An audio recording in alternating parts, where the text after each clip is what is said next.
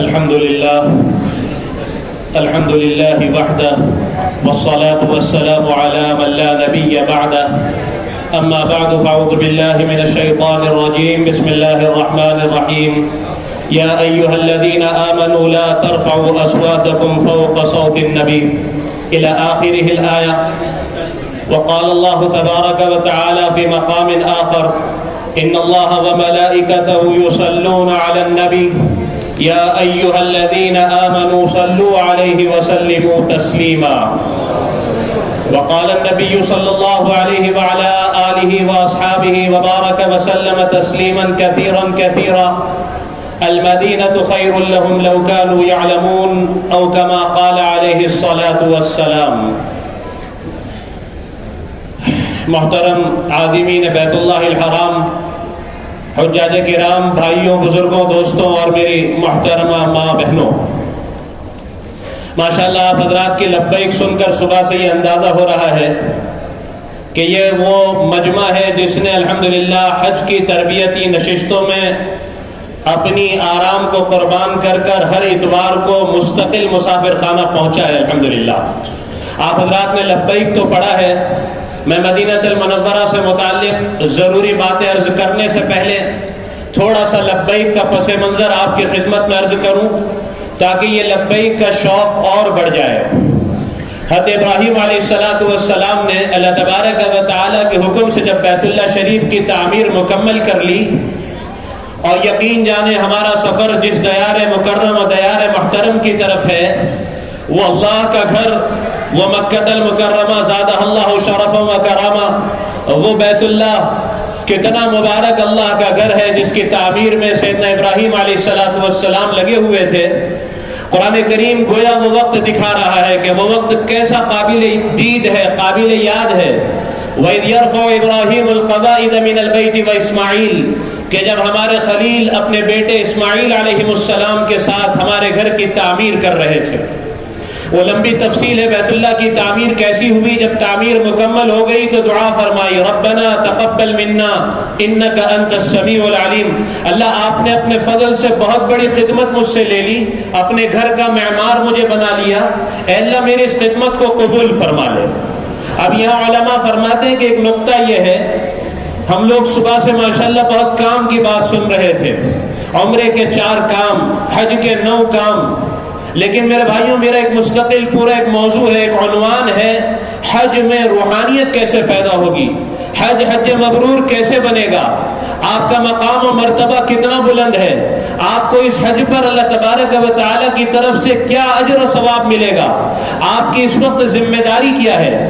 لیکن بہت معذور ہوں، آپ سے بھی معذرت چاہتا ہوں کہ وقت کے دامن میں اتنی گنجائش نہیں کہ میں ان ساری باتوں کو عرض کر سکوں، ورنہ یہ بڑی اہم بات ہے کہ آپ کی فضیلت کتنی بڑی، آپ کے حج پر اجر و ثواب کتنا بڑا، حج مبرور کیسے بنے گا، کون سی خوبی، کون سی صفات، اور آپ کی ذمہ داریاں کتنی بڑی.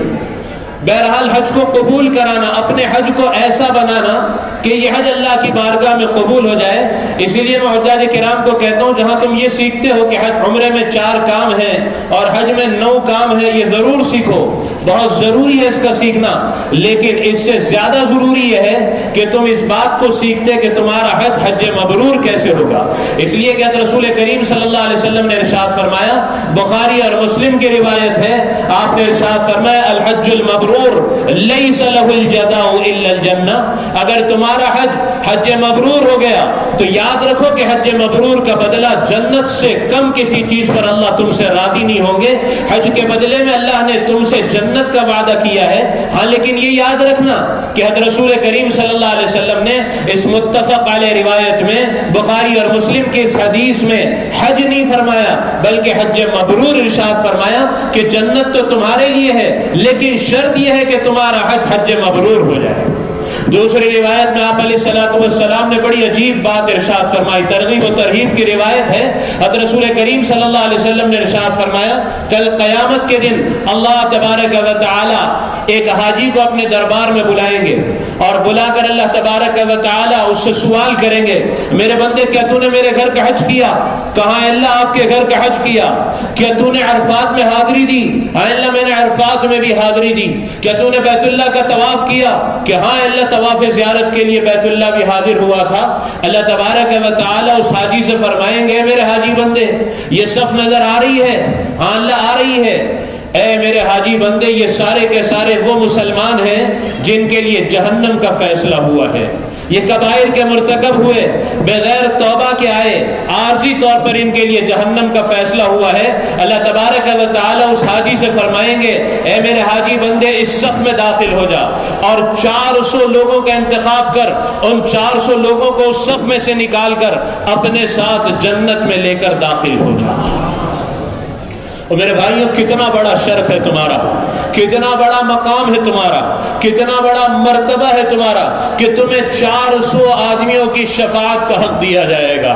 اللہ اکبر۔ ایک اور روایت آخری سنا کر اپنے اصل موضوع پر آؤں۔ حضرت رسول کریم صلی اللہ علیہ وسلم نے حدیث مبارکہ ارشاد فرمائی اور اس کا آخری جملہ آپ نے یہ فرمایا کہ جو اس طرح حج کرے کَرَجَعَ يَوْمٍ وَلَدَتْ أُمُّهُ كَمَا قَالَ، وہ ایسے واپس ہوتا ہے جیسے آج ہی ماں کے پیٹ سے پیدا ہوا ہو، اس کے پچھلے سارے گناہ معاف کر دیے جاتے ہیں۔ حاجی جب عرفات و مزدلفہ ہوتے ہوئے مینا میں رمی دمار اور قربانی اور حلق سے فارغ ہو کر نئے کپڑے، صاف ستھرے کپڑے پہن کر حج کا فرض ادا کرنے کے لیے طواف زیارت کے لیے جب بیت اللہ حاضر ہوتا ہے، ایک فرشتہ مونڈے پر ہاتھ رکھ کر کہتا ہے، حاجی تیرے پچھلے سارے معاف کر دیے گئے، آج تو ایسا ہے جیسے تیری ماں نے تجھے ابھی جنا۔ کتنا بڑا مقام۔ لیکن اس میں 3 باتیں وہی حضرت رسول کریم صلی اللہ علیہ وسلم نے شرط لگائی حج مبرور کی۔ اس حدیث مبارکہ میں حضرت رسول کریم صلی اللہ علیہ وسلم نے حج مبرور کی 3 بڑی علامتیں بتائی۔ سب سے پہلے فرمایا وہ شخص جو اللہ کے لیے حج کرے۔ اس لیے بھائیوں آپ کی روحانی تیاری میں سب سے پہلی تیاری یہ ہے کہ اپنی نیتوں کو درست کریں، ہماری نیت میں کوئی گڑبڑ نہ ہو، حاجی کہلائے جانے کا کوئی شوق نہ ہو، کوئی فاسد نیت نہ ہو۔ اگر نیت میں گڑبڑ ہو گئی تو بہت بڑا مسئلہ ہے۔ اسی لیے قرآن کریم میں اللہ تعالیٰ نے احکامات نازل فرمائے، ان الصلاۃ کانت علی المؤمنین کتابا موقوتا۔ اس آیت سے نماز کی فرضیت اللہ تبارک و تعالیٰ کی طرف سے نماز کی فرضیت اس آیت مبارکہ سے ثابت ہے۔ اور فرمایا کتب علیکم الصیام کما کتب علی الذین من قبلکم، روزے کی فرضیت اس آیت سے ثابت ہے۔ زکوٰۃ کا حکم فرمایا، لیکن جب حج کا حکم فرمایا تو اللہ تبارک و تعالیٰ نے اپنا اسلوب اور انداز ہی بدل دیا۔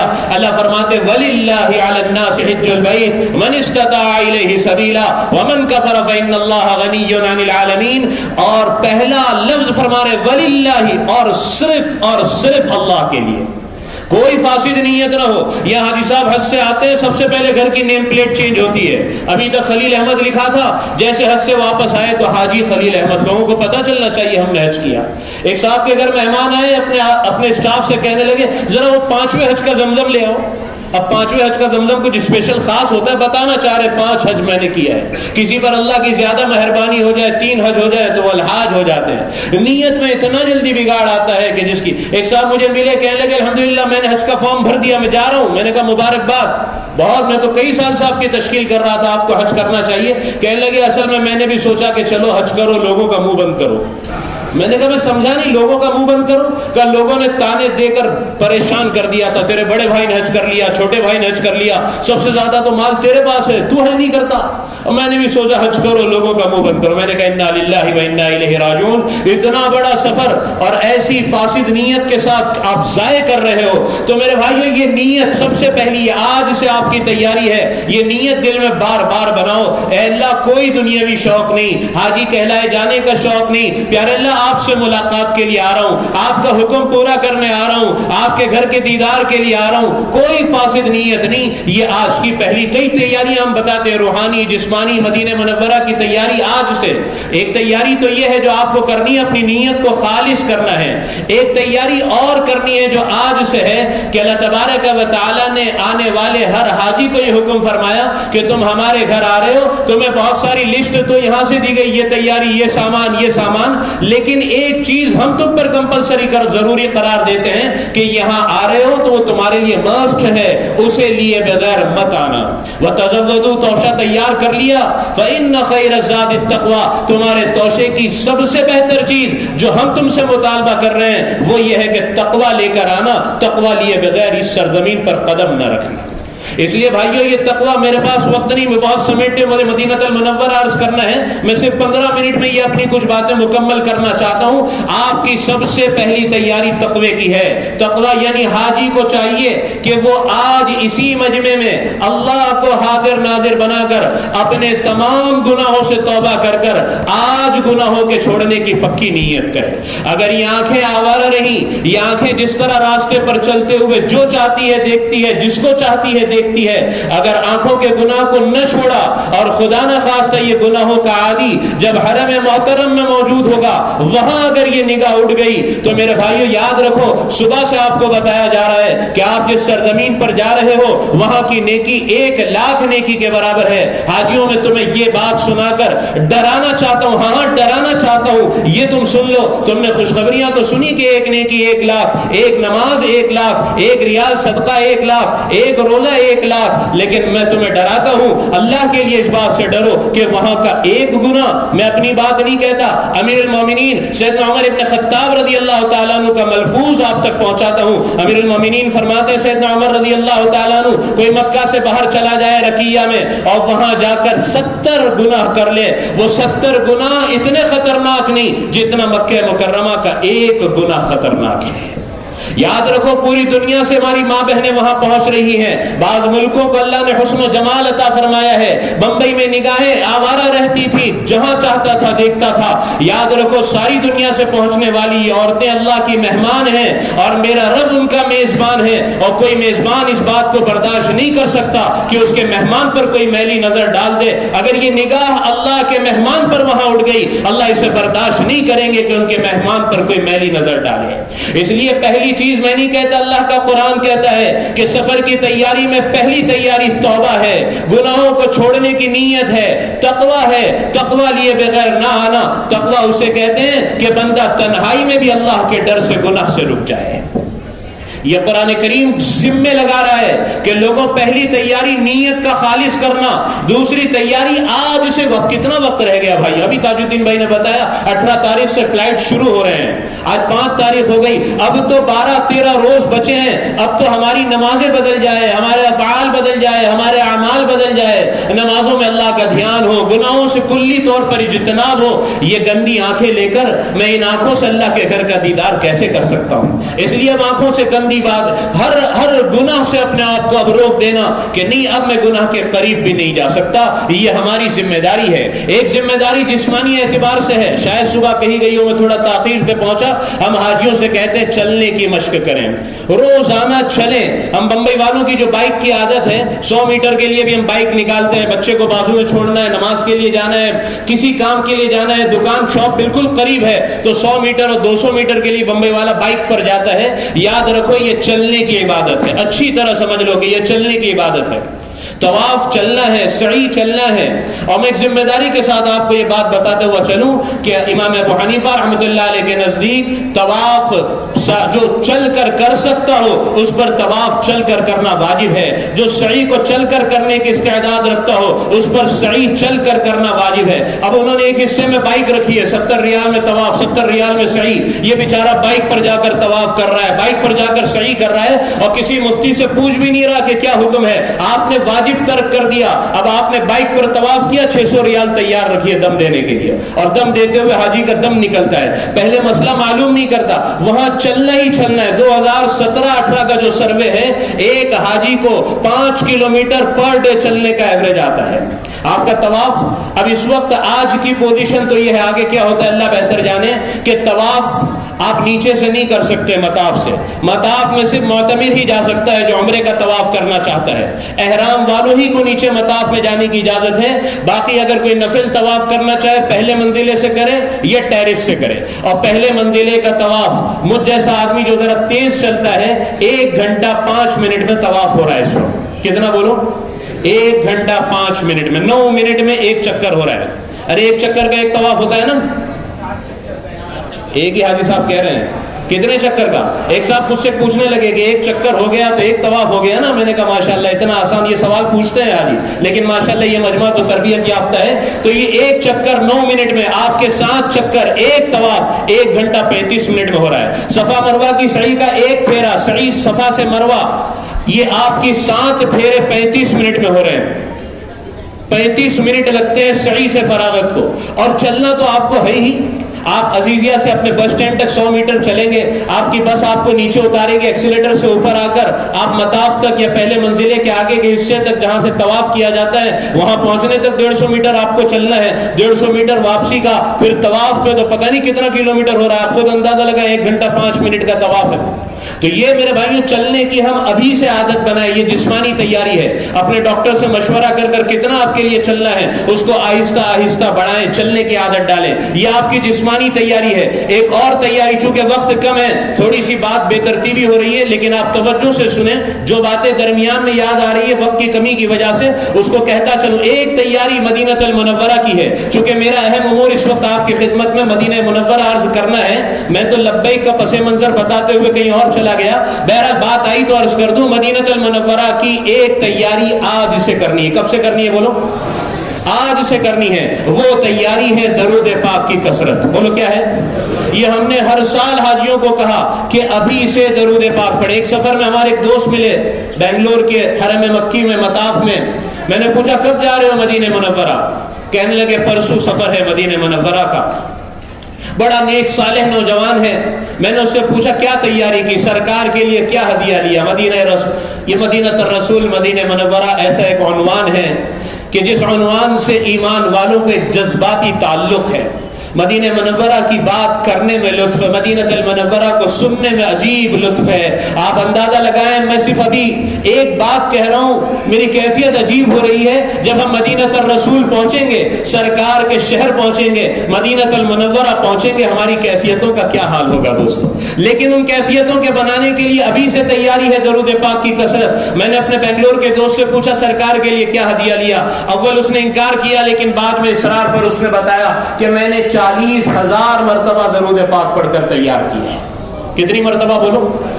میں نے مکہ مکرمہ کے ایک بیان میں، بمبئی کے ایک ٹور میں، وہ لوگ مدینہ منورہ دوسرے دن روانہ ہو رہے تھے، مجھے انہوں نے بلایا تھوڑی بات ہو جائے فضائل مدینہ منورہ اور آداب مدینہ منورہ پر۔ میں نے بات کرتے ہوئے اپنے اس دوست کا واقعہ سنایا کہ ہمارے دوست نے 40,000 مرتبہ درود پاک پڑھ کر تیار کیا۔ بیان کے بعد ایک بچی، ایک بہن آئی، کہنے لگی آپ نے اپنے دوست کا سنایا 40,000 مرتبہ، کہنے لگی میں نے 1,00,000 مرتبہ درود پاک پڑھ کر تیار کیا ہے۔ ہمارے ایک دوست کنٹینیو 2 سال چلے کرلا کے، دوسرے سال بھی درود پاک کی کافی کثرت تھی، ہر وقت درود پاک زبان پر ہے۔ میں نے پوچھا سچی بتاؤ اس سال کتنے درود پاک ہوئے؟ کہنے لگے پچھلے سفر میں تو اس کا علم نہیں تھا کہ بڑی تعداد درود پاک کی ہونی چاہیے، پچھلے سال ہم نے آپ کی بات سنی تھی۔ کہنے لگے 6 مہینے پہلے ٹور والے کو پاسپورٹ دی، اسی وقت سے درود پاک پڑھنا شروع کیا ہے۔ وہ کہنے لگا کرلا کا ہمارا حاجی 3,00,000 مرتبہ درود پاک پڑھ کر ہم نے تیار کیا ہے۔ میرے بھائیوں، ایسے لوگ جب مواج شریف پر حاضر ہوتے ہیں اور جب سنہری جالیوں کے سامنے صلاۃ و سلام عرض کرنے کے لیے حاضر ہوتے ہیں، یقین جانیں سرکار کی توجہات کو وہ اپنی طرف محسوس کیے بغیر نہیں رہتے، وہ آقا کی توجہات کو محسوس کرتے ہیں دوستوں جو اس طرح سے حاضر ہوتے ہیں۔ ایک تیاری مدینہ الرسول کی یہ آج سے ہے کہ ایک بڑی مقدار میں درود پاک پڑھ کر آپ تیار کریں۔ ہماری ماں بہنیں بھی، عورتیں ماشاءاللہ اس معاملے میں مردوں پر فوقیت لے جاتی ہے، اور ہر سال حجاج کرام وہاں بھی ملتے ہیں، یہاں بھی، تو بتاتے ہم نے اتنی مقدار، لابی ظہر کی نماز میں اوپر ادا کر رہا تھا 3رے منزلے پر۔ پچھلے ہفتے حاجی صاحب نے میرے ایک جگہ اتوار میں بیان سنا، انہوں نے ایک تعداد بتائی، الحمدللہ ایک ہفتے میں میں نے اتنی پڑھ لی۔ اس لیے سارا مجمع نیت کرے کہ درود پاک کی بڑی مقدار پڑھ کر تیار کریں گے انشاءاللہ، اور پیچھے کریں گے بھائی انشاءاللہ، اس کی نیت کرتے ہیں سارے کے سارے لوگ، اللہ بہت قبول فرمائے۔ بہرحال میرے بھائیوں، میں بات اس پر شروع کیا تھا، اس بات کو مکمل کر کر مدینہ المنورہ پر میں آ جاؤں کہ حضرت ابراہیم علیہ السلام نے جب بیت اللہ شریف کی تعمیر مکمل کر لی تو حکم ہوا وَأَذِّن فِي النَّاسِ بِالْحَجِّ يَأْتُوكَ رِجَالًا وَعَلَى كُلِّ ضَامِرٍ يَأْتِينَ مِنْ كُلِّ فَجٍّ عَمِيقٍ لِيَشْهَدُوا مَنَافِعَ لَهُمْ۔ ابراہیم ہمارے گھر کی تعمیر ہو گئی، اب اس گھر کی طرف لوگوں کو بلاؤ۔ سیدنا ابراہیم علیہ السلام نے، جیسے غالباً تاج الدین بھائی نے بھی، ہمارے مولانا مفتی صاحب نے بھی، کسی نے عرض کیا، میں تھوڑا سا 2 باتیں صرف عرض کروں تاکہ لبیک کس کیفیت کے ساتھ ہونی چاہیے وہ پتہ چلے۔ ابراہیم علیہ السلام نے اول تو عرض کیا، پیارے اللہ، یہ بھی واد غیر ذی زرع عند بیتک المحرم، یہ بالکل بے آب و گیا وادی ہے، کوئی آبادی بھی نہیں، یہاں میں اگر آواز لگاؤں گا تو کون سنے گا؟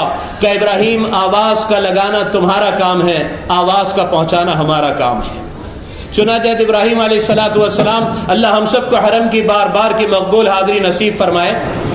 ہم لوگ جب حرم شریف کے 1 نمبر گیٹ سے، سب سے پہلا جو 1 نمبر گیٹ ہے باب ملک عبدالعزیز، گیٹ کنگ عبدالعزیز، اس سے باہر نکلیں گے تو سامنے 2 روڈ ہیں اور دونوں کا نام اجیاد ہے، ایک اجیاد سد ہے، ایک اجیاد بصافی ہے۔ یہ اجیاد سد جو پہلے گئے ہیں، ماسا اور لی میریڈن اور اسکا صفا کی جو لائن ہے، اس کے سامنے بادشاہ کا آپ کو ایک پیلس نظر آئے گا۔ یہ پیلس جس پہاڑ پر بنا ہوا ہے، اس پہاڑ کا نام جبل ابو قبیس ہے۔ اس پہاڑ کی بہت بڑی تاریخ ہے۔ آج جہاں بیت اللہ ہے وہاں پانی کا ایک بلبلہ تھا، اللہ تعالیٰ نے بلبلے سے چاروں طرف زمین کو پھیلایا، زمین چونکہ پانی پر پھیلائی گئی تھی اس لیے وہ ڈس بیلنس ہونے لگی، تو اللہ تعالیٰ نے پہاڑوں کو نازل فرمایا۔ حدیث مبارکہ میں اول جبل فی الارض، جو سب سے پہلا پہاڑ زمین پر اتارا گیا وہی جبل ابو قبیس ہے۔ اس کی اور بھی بڑی تاریخ ہے، وقت میں گنجائش نہیں، شق قبر کا معجزہ اسی پہاڑ پر پیش آیا ہے، حجر اسود کا بھی اس سے متعلق واقعات ہیں۔ بہرحال حضرت ابراہیم علیہ السلام اسی پہاڑ پر تشریف لائے اور کانوں میں ہاتھ ڈال کر حج کی اذان کہی، بہت زور سے آواز لگائی، یا ایھا الناس کتب علیکم الحج فاجیبوا ربکم۔ یہ ابراہیم علیہ السلام کی آواز تھی، یا ایھا الناس کتب علیکم الحج فاجیبوا ربکم، اے لوگوں، اللہ نے تم پر حج فرض کیا ہے، آؤ اس گھر کی طرف حج کو ادا کرنے کے لیے۔ اللہ تعالیٰ نے ابراہیم علیہ السلام کی اس ندا کو، اس صدا کو، جتنے لوگ دنیا میں زندہ تھے، مشرق و مغرب، شمال و جنوب، ہر ایک تک اس آواز کو پہنچایا، یہاں تک کہ جو بچے ماں کے پیٹ میں تھے، ماں کے پیٹ میں ان بچوں تک اس آواز کو پہنچایا، یہاں تک کہ جو روحیں عالم ارواح میں تھیں ان روحوں تک اللہ نے اس صدا کو پہنچایا، اور جن روحوں نے ندائے خلیل پر جتنی مرتبہ لبیک کہا اسے اتنی مرتبہ بیت اللہ کی حاضری نصیب ہوگی۔ یہ وہ خوش قسمت روحیں ہیں جنہوں نے اس وقت ندائے خلیل پر لبیک کہا تھا، آج اس سال حج کی تیاریوں میں مصروف ہیں۔ تو لبیک کہتے ہوئے یہ ذہن میں ہو کہ میں ندائے خلیل کا جواب دے رہا ہوں۔ پھر حضرت رسول کریم صلی اللہ علیہ وسلم نے ذوالحلیفہ سے مدینہ شریف کی میقات سے جب احرام باندھا، جبرائیل علیہ السلام تشریف لائے، فرمایا یا رسول اللہ، ساتھیوں سے کہیں لبیک پکار کر کہیں اور کثرت سے کہیں۔ میں ہر جگہ اس شکایت کو کہتا ہوں حاجیوں، بہت معذرت کے ساتھ، آج حاجی نہ لبیک کثرت سے پڑھتا ہے نہ پکار کر پڑھتا ہے۔ کثرت بھی پہلے ایک وقت تھا مینا کی وادیاں لبیک کی صداؤں سے گونجا کرتی تھی، لیکن آج لبیک کی آواز نہیں آ رہی۔ اور بہت ساری باتیں اس کے ترجمے کو ہمارے بڑے اہل بیت میں سے ہمارے بڑے کس طرح پڑھا کرتے تھے۔ پہلے ہم ٹریننگ کیمپ میں لبیک پڑھایا کرتے تھے، حاجیوں کے لبیک پڑھتے ہوئے آنسو نہیں تھما کرتے تھے۔ ایک کیفیت کے ساتھ اس کے ترجمے کو سمجھتے ہوئے، اس کے الفاظ کو درست کرتے ہوئے، ایک وجد کے ساتھ لبیک پڑھنا چاہیے۔ بار بار پڑھیں گے اور کثرت سے پڑھیں گے، کہو انشاءاللہ۔ ذرا ایک مرتبہ پڑھیں، لبیک اللہم لبیک لبیک لا شریک لک لبیک ان الحمد والنعمت لک والملک لا شریک لک لبیک اللہم لبیک لبیک لا شریک لک لبیک ان الحمد والنعمت لک والملک لا شریک لک لبیک اللہم لبیک لبیک لا شریک لک لبیک ان الحمد والنعمت لک والملک لا شریک لک۔ اللہ آپ کے اس لبیک کے پڑھنے کو بے انتہا قبول فرمائے۔ تھوڑا سا حرکت کر لیں، تھوڑا دیکھیں کئی حاجی بیچارے کھڑے ہیں، جگہ نہیں، تھوڑا سا اپنی جگہ تھوڑا حرکت کر لیں، ہم اپنے اصل موضوع پر آ جائیں ذرا سا۔ ماشاءاللہ، واہ واہ، ماشاءاللہ، دیکھیں کتنا اچھا مجمع ہے، ابھی سے کس قدر اطاعت ہے۔ اللہ آپ حضرات کو بہت قبول فرمائے ماشاءاللہ۔ محترم عازمین بیت اللہ الحرام، مکہ مکرمہ کا آپ کا وقت پورا ہونے کو ہوگا۔ اور آپ کو معلم کی طرف سے اور ٹور مینجمنٹ کی طرف سے یہ اطلاع دی جائے گی کہ حاجیوں ہمارا قافلہ کل مدینہ الرسول مدینہ منورہ کی طرف روانہ ہونے والا ہے، لہذا حج کا ایک واجب جو تم پر باقی ہے طواف وداع، وہ طواف وداع ادا کر لو۔ لہذا حاجی بڑے ذوق و شوق کے ساتھ طواف وداع کے لیے حاضر ہوتا ہے۔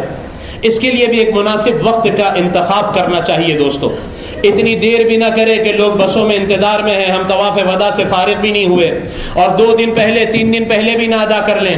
مناسب وقت دیکھ کر جس میں کیفیت بھی مل سکے اور حرم محترم سے کیفیت کے ساتھ رخصتی بھی ہو سکے، ایسے وقت کا انتخاب کرنا چاہیے۔ یہ طواف اگرچہ عام نفل طواف کی طرح ہی ہوتا ہے، لیکن حاجیوں اس طواف کی کیفیت کچھ عجیب ہی ہوتی ہے۔ میں ایک بات آپ سے ضرور کہوں، جس نے مکہ مکرمہ میں اچھا وقت گزارا ہو، جس نے حرم محترم میں اپنا وقت دیا ہو، میں دوستو کیا کروں، مجھے کچھ باتیں درمیان میں اور یاد آ رہی ہیں، بہت ضروری ہیں، میں ایک بات یاد آئی تو درمیان میں کہہ دوں، اللہ کے لیے اپنے وقت کا صحیح استعمال کرنا۔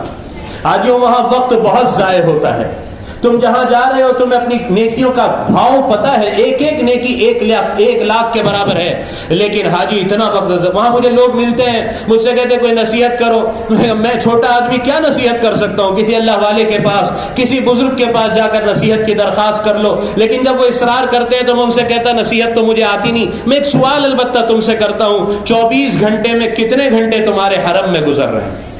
کوئی کہتا ہے کہ میں 2 طواف کر کے جاتا ہوں، رات میں آتا ہوں 2 بجے 4 بجے جاتا ہوں، کوئی کہتا ہے دوپہر میں آتا ہوں ظہر سے پہلے ظہر پڑھ کر جاتا ہوں۔ میں کہتا ہوں یہ میری بات آپ نوٹ کریں اور اسے اپنے دل پر نوٹ کریں کہ اگر 24 گھنٹے میں سے 12 گھنٹے سے زیادہ وقت اگر آپ کا حرم میں نہیں گزر رہا ہے تو یہ بہت افسوس کی بات ہے۔ میں حاجیوں سے پوچھتا ہوں حاجی یہاں آئے کیوں ہو؟ تو میرا منہ دیکھتے ہیں کتنا عجب سوال ہے، ہم حرم کے لیے آئے ہیں، بیت اللہ کے لیے آئے ہیں، اللہ کے گھر کے لیے آئے ہیں۔ میں ان سے پوچھتا ہوں جب تم اس کے لیے آئے ہو تو کیا وجہ ہے کہ تمہارے 12 گھنٹے سے زیادہ حرم میں نہیں گزر رہے؟ اتنا وقت ضائع ہوتا ہے یہاں وہاں۔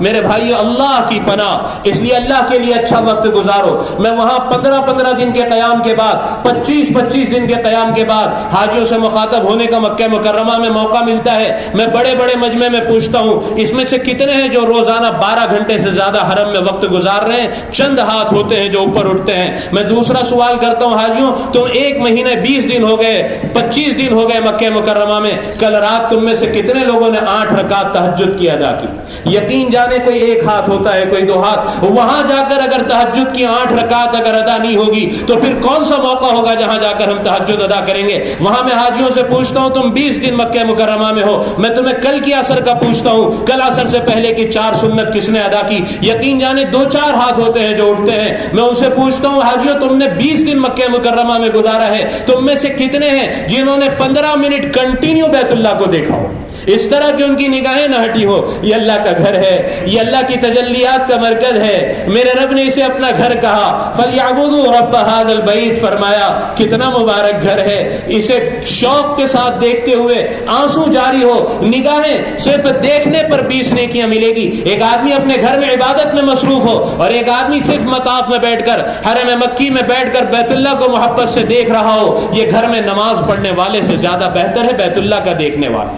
آپ یقین جانے 20 دن کے قیام کے بعد کوئی ایک نہ ہوتا جو ہاتھ اٹھا کر یہ کہے کہ ہاں ہم نے 15 منٹ کنٹینیو بیت اللہ کو دیکھا ہے۔ بیت اللہ میں بیٹھ کر بھی دائیں دیکھتا ہے، بائیں دیکھتا ہے، یہاں دیکھتا ہے۔ بیت اللہ میں بیٹھ کر بیت اللہ کو دیکھنے کے ایک بزرگ تھے ہمارے ہندوستان کے، کافی زیادہ بھاری تھے جسمانی اعتبار سے، اب کی ویل چیئر جب لائی جاتی تھی مطاف میں، میں حضرت کو دیکھتا تھا، حضرت بڑے بیٹھ کر نماز ادا کرتے تھے لیکن سجدہ پورا کرتے تھے۔ ان کے سجدے پر مجھے وہ ہوتا تھا اتنی بھاری جسم کے ساتھ حضرت کیسے سجدہ فرما رہے ہیں۔ پھر نماز سے فارغ ہو کر میں حضرت کو دیکھا کرتا، حضرت کی آنکھ ایسے بیت اللہ پر لگ جاتی اور یہاں سے بھی آنسو روا ہوتے، یہاں سے بھی آنسو روا ہوتے، بیت اللہ کو دیکھا کرتے اور رویا کرتے۔ آج یہ ساری چیزیں میرے بھائیوں ندارت ہے۔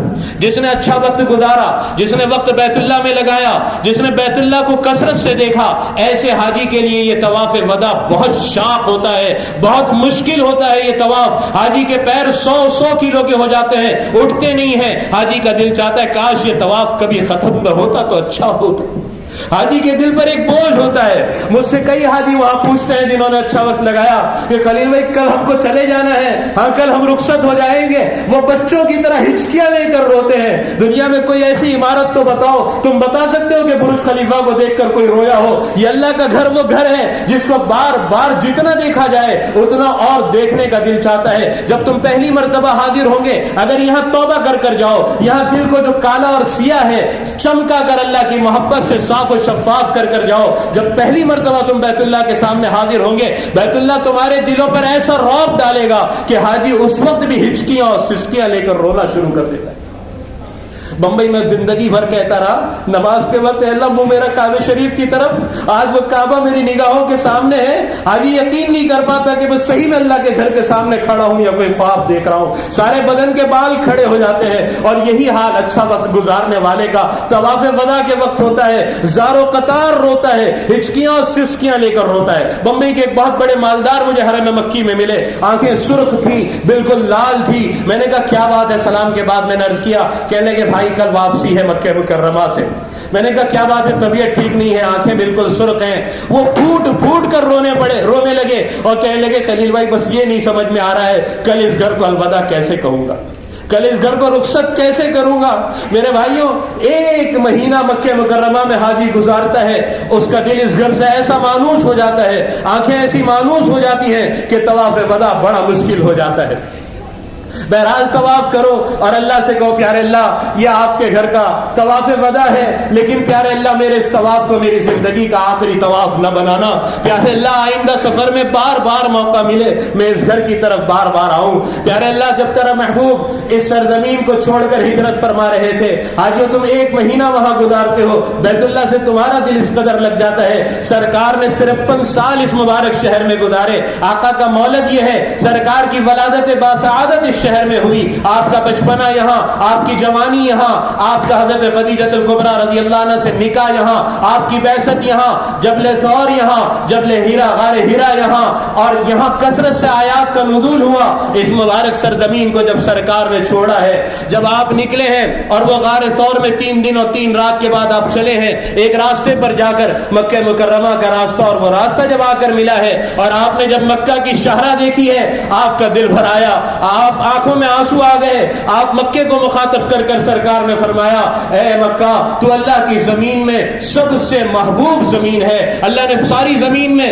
مجھے سب سے زیادہ محبوب تجھے بنایا ہے. اگر میری قوم مجھے مجبور نہ کرتی تو میں تجھے کبھی نہ چھوڑتا. آقا کی سسکیاں ہو نکل گئی اور آپ زارو قطار رونے لگے. آسمان حرکت میں آ گیا. میرے اللہ نے جبرائیل علیہ السلام کو محبوب کی تسلی کے لیے بھیجا, جبرائیل جلدی کرو حبیب کا دل ٹوٹ رہا ہے. جاؤ قرآن کریم کی آیتیں لے کر جبرائیل آئے. ان الذی فرض علیک القرآن لرادک الی معاد, سورہ قصص کی آیت ہے کہ اے پیارے محبوب جس اللہ نے آپ پر قرآن نازل فرمایا وہ آپ سے وعدہ کرتا ہے دل چھوٹا نہ کرے. محبوب لرادک, ہم وعدہ کرتے ہیں آپ کو واپس لائیں گے. کہاں؟ الی معاد. مکے کے بہت سے نام ہے, اس میں ایک نام معاد ہے. پیارے حبیب آپ ذرا بھی غم نہ کریں, دل چھوٹا نہ کریں. جس اللہ نے قرآن آپ پر نازل کیا وہ آپ سے وعدہ کرتا ہے لرادک الی معاد, آپ کو مکے کی طرف ضرور لائے گا.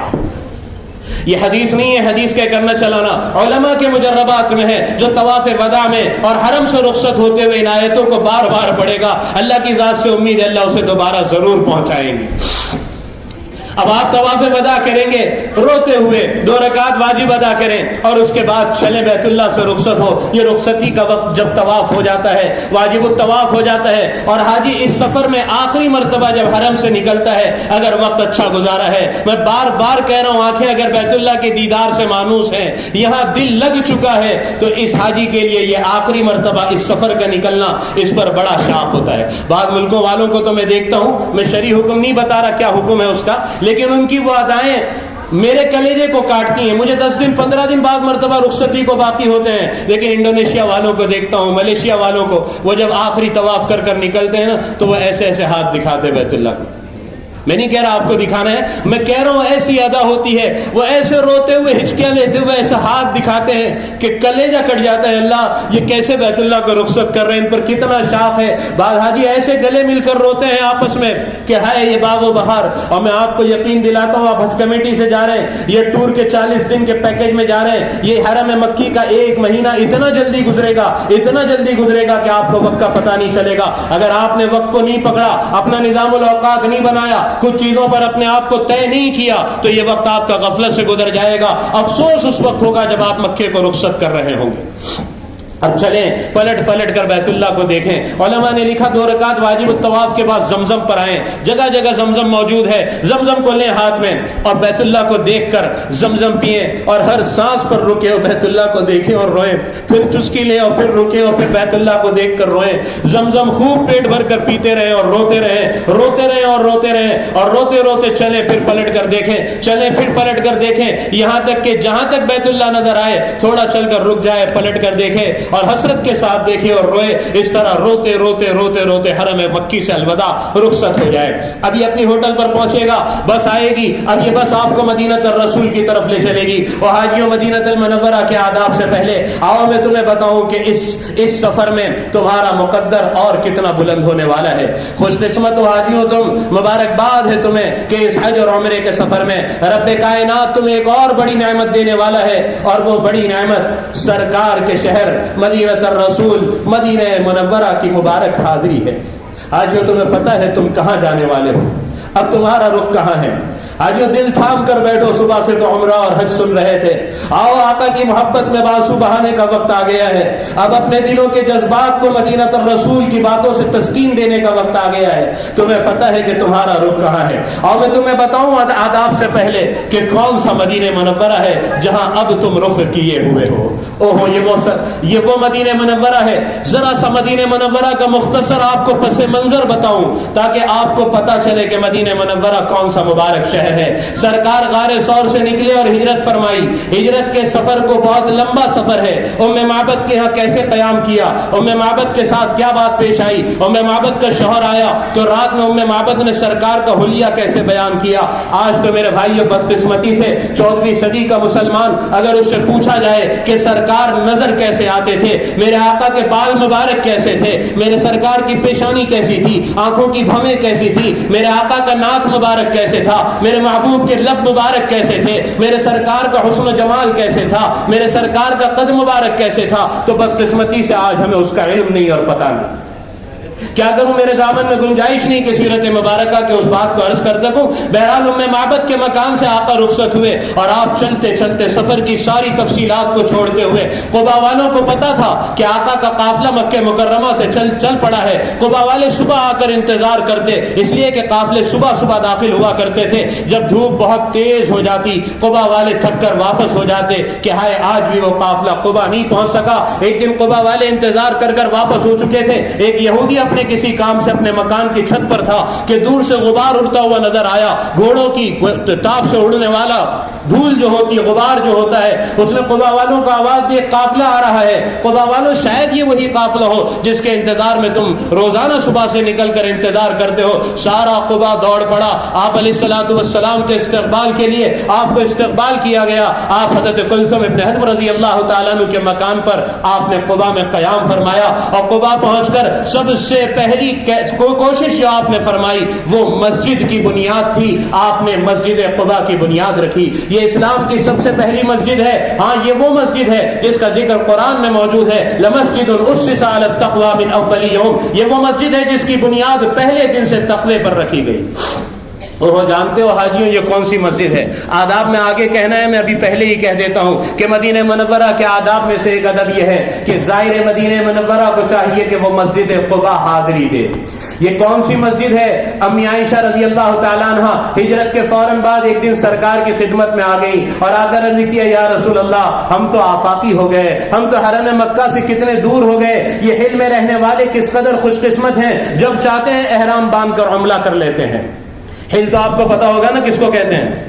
ہل پتا ہے کس کو کہتے ہیں؟ آفاقی کس کو کہتے ہیں پتہ ہے؟ دیکھو بہت مختصر میں صرف بتا دوں. حرم مکہ کے اطراف دو دائرے ہیں. ایک چھوٹا دائرہ قریب کا ہے, ایک بڑا دائرہ دور کا ہے. چھوٹا جو قریب کا دائرہ ہے اسے حدود حرم کہتے ہیں. جیسے مسجد عائشہ ہے, جیسے عرفات ہے, جیسے جعرانہ ہے, یہ سارے کے سارے حدود حرم ہیں. اگر کوئی اس سے باہر نکل جائے تو اس پر لازم نہیں ہے کہ وہ احرام باندھ کر آئے, چاہے تو احرام باندھ کر آئے, چاہے بغیر احرام کے آ جائے. کوئی مسجد عائشہ ایسے ہی دیکھنے جائے تو چاہے ایسے ہی آ جائے, کوئی بات نہیں بغیر احرام کے, اور چاہے تو احرام باندھ کر آئے, حدود حرم سے باہر نکل چکا ہے. کوئی عرفات جائے, مینا اور مزدلفہ یہ حدود حرم کے اندر ہیں, عرفات حدود حرم سے باہر ہے. اگر کوئی عرفات چلا جائے تو ضروری نہیں کہ احرام باندھ کر آئے, ایسی عرفات دیکھنے چلا گیا.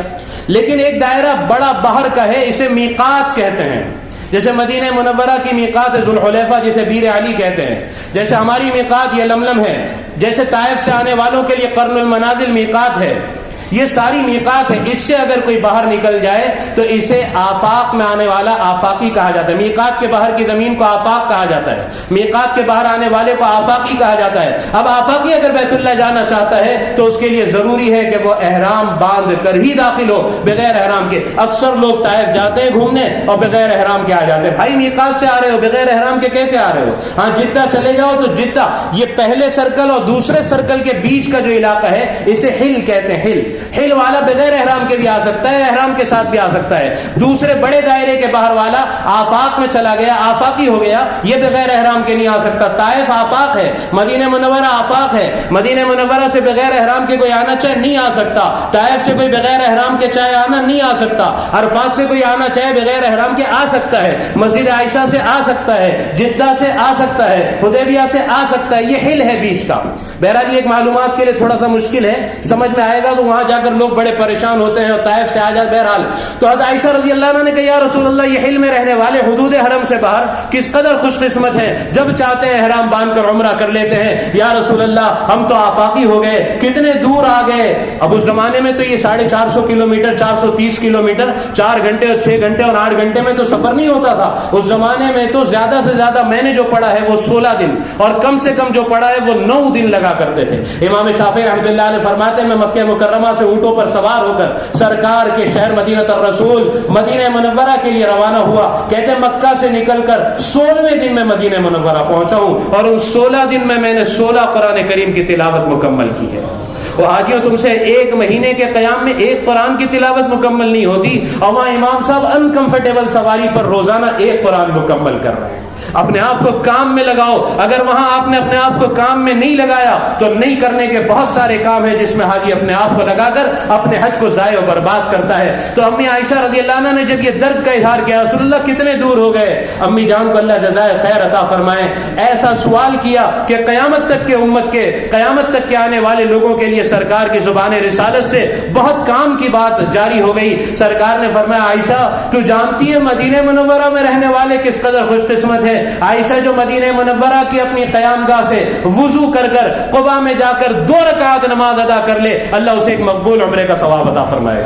ارے دور سے کہو سبحان اللہ, کتنی بڑی بات ہے حاجیوں. کوئی اپنی قیام گاہ سے وضو کر کر چلا جائے, قباء میں جا کر 2 رکعت ادا کرے, یہ سرکار کے مدینہ کی برکت ہے, میرے پیارے آقا کی برکت ہے کہ قباء کی 2 رکعت تمہیں ایک عمرے کا ثواب عطا فرمائے گی. اس لیے مدینہ منورہ کے قیام میں یہ ادب ہے کہ اگر سنیچر کے دن ہو تو ضرور کوشش کرو. آقا سنیچر کے دن یوم السبت تشریف لے جایا کرتے تھے قباء. مسجد قباء کے باہر یہ حدیث مبارکہ لگی ہوئی ہے. حدیث میں آتا ہے راکبا او ماشیا, کبھی آپ سوار ہو کر تشریف لے جاتے, کبھی آپ پیدل جاتے. آج جو موقع ہو سواری پر چلے جاؤ, گاڑی میں چلے جاؤ, کبھی موقع ہو پیدل چلنے پر قدرت رکھنے والے 6 نمبر گیٹ سے سیدھا آپ قباء نکلو گے. قباء جا کر سیدنا عمر رضی اللہ تعالیٰ عنہ اپنی ساری مصروفیات کے باوجود سنیچر کے دن قباء ضرور حاضر ہوتے تھے. 2 رکعت پر اللہ ایک عمرے کا ثواب عطا فرماتے ہیں. آپ نے قباء میں قیام فرمایا. مدینہ منورہ بس مختصر میں اس کے تھوڑا سا پس منظر مکمل کروں کہ آپ نے قباء سے پھر مدینہ منورہ چلنے کا ارادہ فرمایا. آپ قباء سے نکلے 800 میٹر, 1 کلومیٹر بھی نہیں, 800 میٹر آگے بنو سالم کے محلے سے گزرے. سارا بنو سالم آ گیا, بنو سالم کے سردار آ گیا ہے کہ یا رسول اللہ ایک درخواست ہے یا رسول اللہ. آپ نے فرمایا کہو بنو سالم کیا درخواست ہے. یا رسول اللہ آپ نے ہمارے چچاداد بھائی کلثوم کو خدمت کا موقع عطا فرمایا. آپ ہمیں پتہ ہے آگے مدینہ مدینۃ الرسول کی طرف جا رہے ہیں, تھوڑا سا ہم چاہتے ہیں یہاں قیام کر لیں, ایک جگہ نماز ہمیں پڑھا دیں, ہم اس جگہ کو مسجد بنا لیں گے, مسجد بنو سالم بن جائے گی, ہم آپ کی برکت چاہتے ہیں, تھوڑی دیر قیام کی درخواست کرنا چاہتے ہیں. آپ نے صحابہ کو فرمایا ساتھیوں کو ٹھیک ہے رک جاؤ, اور وہ دن جمعہ کا تھا, سرکار نے بنو سالم کو جمعہ کی نماز پڑھائی. یہ آپ کا پہلا خطبہ تھا جو آج تک سیرت کی کتابوں میں موجود ہے کہ وہاں سرکار نے کیا خطبہ ارشاد فرمایا. آپ کی ہجرت سے پہلے حضرت مصعب بن عمیر رضی اللہ تعالیٰ عنہ اور اسد بن زرارہ رضی اللہ تعالیٰ عنہ مدینہ والوں کو جمعہ پڑھایا کرتے تھے. یہ سرکار کا پہلا جمعہ تھا جو آپ نے قباء اور مدینہ منورہ کے درمیان پڑھایا. اس جگہ مسجد بنا دی گئی اور مسجد کا نام مسجد بنو سالم رکھ دیا گیا. آج وہ مسجد مسجد جمعہ کے نام سے مشہور ہے. کون سی مسجد؟ بالکل قباء کے سامنے ہی 800 میٹر پر مسجد جمعہ. یہ وہ جگہ ہے جہاں سرکار نے پہلا جمعہ پڑھایا. اب آپ یہاں سے نکلے, سامنے سنیہ تھا. عربی ڈکشنری میں آپ سنیہ کا معنی دیکھیں تو پہاڑوں میں بنے ہوئے راستے.